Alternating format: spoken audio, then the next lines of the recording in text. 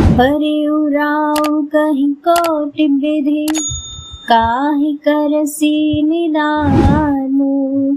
कपट सयान न कहति कछु, जागति मनहु मसानु। अर्थात राजा करोड़ों प्रकार से समझाकर और यह कहकर कि तू क्यों सर्वनाश कर रही है, पृथ्वी पर गिर पड़े, पर कपट करने में चतुर के कुछ बोलती नहीं, मानो मसान जगा रही हो। राम राम रट बिकल भुआलु, जनु बिनु पंख बिहंग बेहालु। हृदय मनाव भोरु जनि होई, राम ही जाय काहे जनि कोई। राजा राम राम रट रहे हैं और ऐसे व्याकुल है जैसे कोई पक्षी पंख के बिना बेहाल हो। वे अपने हृदय में मनाते हैं कि सवेरा न हो और कोई जाकर श्री रामचंद्र जी से यह बात न कहे। उदउ करहु जनि रवि रघुकुल गुर, अवध बिलो की सूल होई ही पुर। भूप प्रीति कई कठिनाई, उभय अवधि विधि रची बनाई। हे रघुकुल के गुरु सूर्य भगवान, आप अपना उदय न करें। अयोध्या को बेहाल देखकर आपके हृदय में बड़ी पीड़ा होगी। राजा की प्रीति और कैकेयी की निष्ठुरता दोनों को ब्रह्मा ने सीमा तक रचकर बनाया है। बिलपत नृपहि भयउ बिनु सारा, बिना बेनु शंख धुनि द्वारा। पढ़हि बाट गुण गावहि गायक, सुनत नृपहि जनु लागहि सायक। विलाप करते करते ही राजा को सवेरा हो गया। राजद्वार पर वीणा, बांसुरी और शंख की ध्वनि होने लगी। भाट लोग बिरदावली पढ़ रहे हैं और गवैये गुणों का गान कर रहे हैं। सुनने पर राजा को वे बाण जैसे लगते हैं। मंगल सकल सुहाहिन कैसे, सहगामिनी विभूषण जैसे। तहिं नींद पर नहीं काहू, राम दरस लालसा उछाहू। राजा को ये सब मंगल साज कैसे नहीं सुहा रहे हैं, जैसे पति के साथ सती होने वाली स्त्री को आभूषण।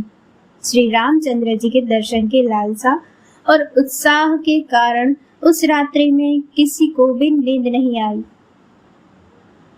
द्वार भीर सेवक सचिव, कहि उदित रवि देखी।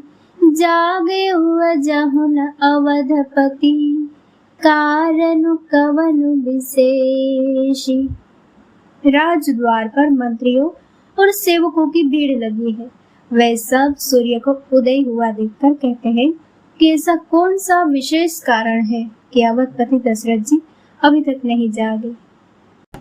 पछिले पहर भूप नीति जागा, आज हमहि बड़ अचरज लागा।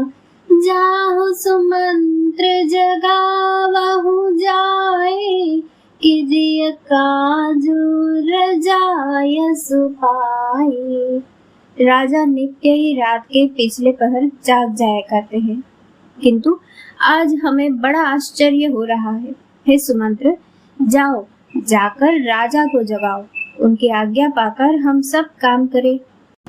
गए सुमंद्र तब राउर माही, देखी भयावन जात डेराही। लाय खाय जन जाय नहेरा, मानहु विपति विषाद बसेरा। तब सुमंत्र राजमहल में गए, पर महल को भयानक देखकर वे जाते हुए डर गए। ऐसा लगता है मानो दौड़कर काट खाएगा, उसकी ओर देखा भी नहीं जाता, मानो विपत्ति और विषाद ने वहां डेरा डाल रखा हो। पूछे कौन उतरु देई, गए जहि बवन भूप कैकेयी, कहि जय जीव बैठ सिरुनाए, देखी भूप गति गयउ सुखाए। पूछने पर कोई जवाब नहीं देता। वे उस महल में गए जहाँ राजा और कैकेयी थे।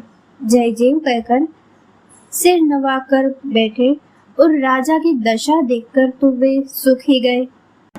सोच बिकल बिबरन मही परेहु, मानहु कमल मूल परिहरेहु, सचिव सभीत सकाई नहीं पूछे, बोली अशुभ भरी शुभ छूछे। देखा कि राजा सोच से व्याकुल है, चेहरे का रंग उड़ गया है, जमीन पर ऐसे पड़े हैं मानो कमल जड़ छोड़कर पड़ा हो। मंत्री मारे डर के कुछ पूछ नहीं सकते।